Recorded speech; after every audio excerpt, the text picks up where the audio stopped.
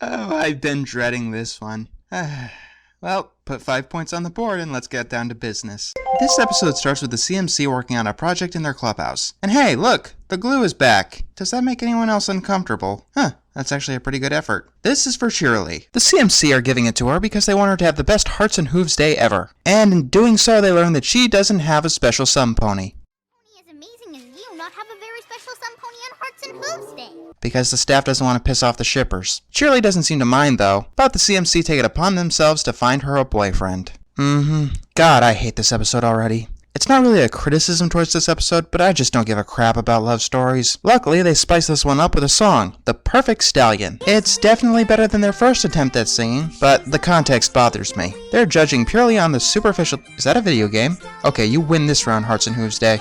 Yeah, it is one of the better songs of the season. At least better than the one that came before, but not as good as the one in the next episode. The CMC eventually settle on Big Mac. I guess they really do want to piss off the shippers. Apple Bloom knows that her brother is shy and won't ask Shirley on his own terms. But Sweetie Belle has an idea. She wants to get them in a romantic mood, so Shirley will ask him. Yes, this is a very stupid plan. But they are kids, and it probably seems like a good idea to them. You know, unlike their Showstoppers performance, where even the most intellectually deficient mental patient wouldn't think it was a good idea. You know, I just realized something. Most episodes I hate fall apart really quickly. We're 5 minutes in, and I still haven't lodged a justified criticism at this episode. So far, the only thing I really hate is the premise. We still have a while to go, but this episode is actually doing pretty good so far. The CMC set up a picnic and try to get Shirley and Big Mac together. Since they're not idiots, and this isn't a terrible shipfic, they don't get together. Defeated, the CMC bump into Twilight, and she explains how Hearts and Hooves Day came to be. Apparently, it was started by a love potion, and she was reading about it in her book, which even contains the recipe. And Twilight gives them the book without hesitation. Yes! I can finally deduct a point from this episode I hate so much! Seriously, Twilight, you just told them that it has the recipe for a love potion, and you're not even suspicious that they immediately ask for the book afterwards. And why does a history book have a recipe for a love potion? Afterwards, she tries to hand them the book about the elements of harmony for some reason, but the CMC vanish. So they go about making the love potion, which seems to only be able to be made by Pegasi, which is odd. I guess it was possible for Cadence to be a Pegasus before she was an Alicorn, and still have her talent being manipulating love. CMC set up another picnic, this time with the love potion, and they go on talking about how this is a wonderful idea, all the while that this is an absolutely terrible idea. Since Shirley and Big Mac still aren't idiots, they can see that the CMC are trying to set them up. However, they decide to humor them anyway and drink what they think is punch. And then we enter the half of the episode that I really don't like, even before they start talking. First of all, I find that faux romance soundtrack really annoying. Oh yeah, the talking. Doopy sweetie weetie pony pie. Hope you take it, Schnoodle-Bum. No, you, Snooky. But God, the talking. That goes on for half the goddamn episode. Go on, start deducting points. Hey, 1 point? What do you mean 1 point? No. Technically no, but we already established in both the Stairmaster and the Showstoppers that you should never, ever annoy your audience. Fine, I'll try to find some other way to fail the episode. Nothing. The CMC become about a quarter as annoyed as I am with this. Yes, in Equestria, love potions turn you into simpering, stupid idiots. You're my hearty, smarty, smoochy, woochy, baby weirdy. You're making G3 blush. The CMC read the book to find out what went wrong. Apparently, they didn't make a love potion. They made it a love poison. Hey, wait a minute. How the hell did both Twilight and the CMC misread the book?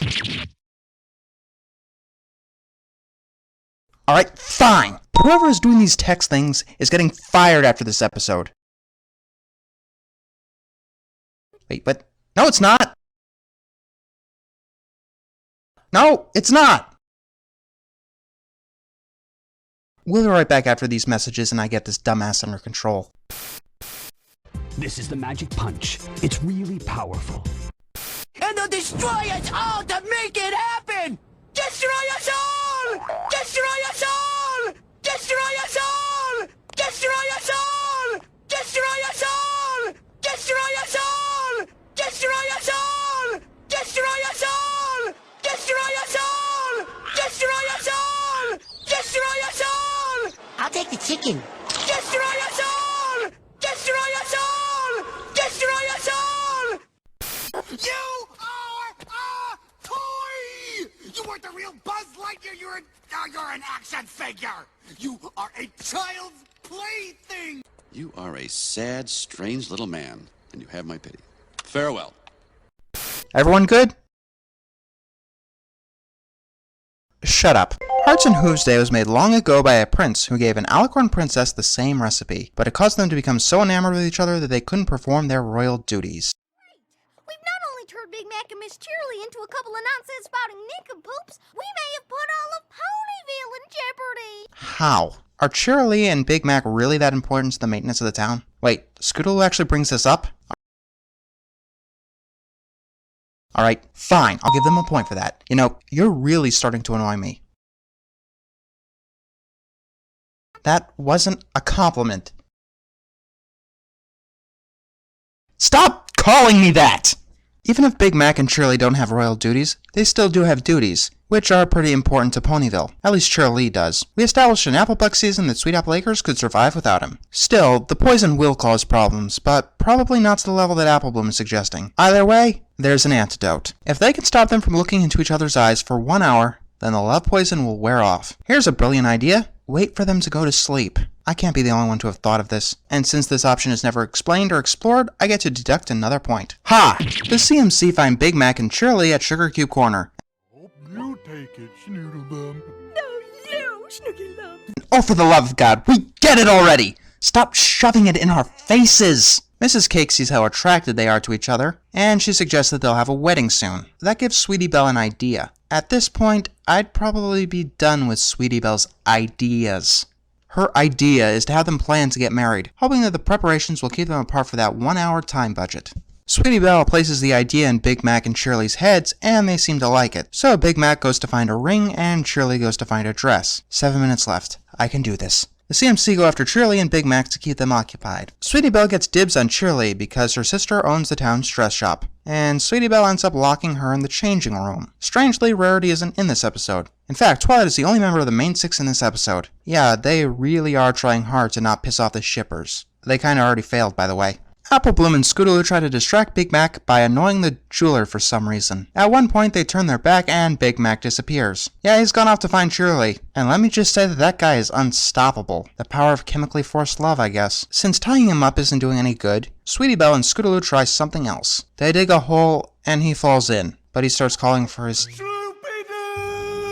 Shut up! Please, shut up! Cheerly runs out of Carousel Boutique, but the CMC have managed to keep them distracted for just long enough.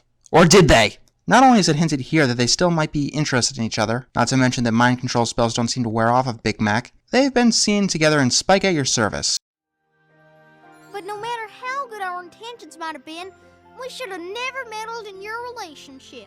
No, not a good moral. I have to award another point now. What's the opposite of a guilty pleasure? You know, something you're aware is good but you just can't stand? Here's a hint. Mine's Hearts and Hooves Day. After I said that I liked bad episodes like Mare-Do-Well and Pinky Keen, people were probably wondering if there was a good episode that I didn't like. The answer? Yes. Yes, there is. Hearts and Hooves Day isn't going to appear on my worst list, considering that there are more worthy candidates, but the stupid saccharine dialogue just kills any bit of enjoyment for me. Unfortunately, that's the only real flaw of the episode. Yes, I say unfortunately because I really wanted to fail this episode. But after critically analyzing it, it's structurally sound. Almost everything makes logical sense, and everyone is in character, or under the influence of a mind-altering drug. Yeah, there are a few problems like Twilight's book, and the 1 hour thing being mostly a cop-out, but there is more good in this episode than bad. It's just what is bad kills it for me. Megan McCarthy, the only writer who can make a good episode I don't like. Go figure. So no, I can't be too mad at this episode, but let me make this abundantly clear.